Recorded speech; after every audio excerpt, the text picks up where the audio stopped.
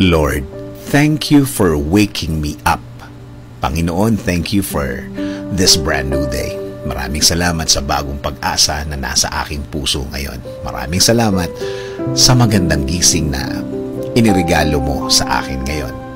Salamat sa bagong araw na ibinigay mo sa akin ngayon. Alam kong mararamdaman ko na naman ang iyong guidance sa aking buhay.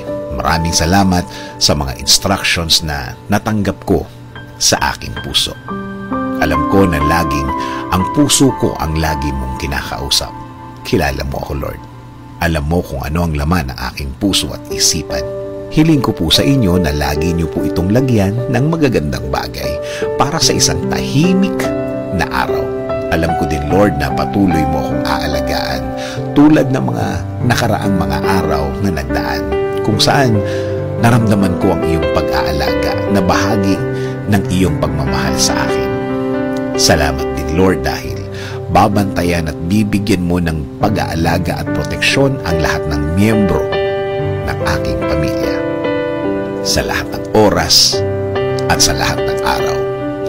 Oo, may mga problema din akong mararanasan, pero sa blessings niyo pa rin ako magfo-focus hanggang sa matapos ang aking araw ngayon. At tulad kahapon at noong mga nakaraang mga araw, I know that you will provide for me.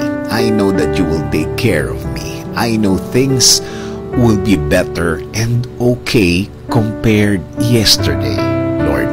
Alam ko din na ang dala ng bagong araw na ito ay bagong pag-asa, bagong pagpapala, bagong mga opportunities, right people, that you will put in my way so they can be a good influence in my life.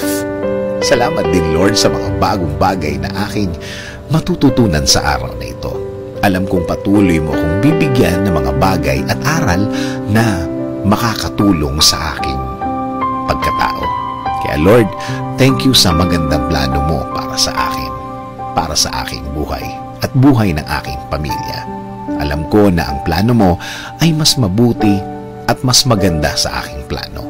Ini-offer ko po sa inyo ang buong araw ko. Bigyan niyo po ito ng blessings.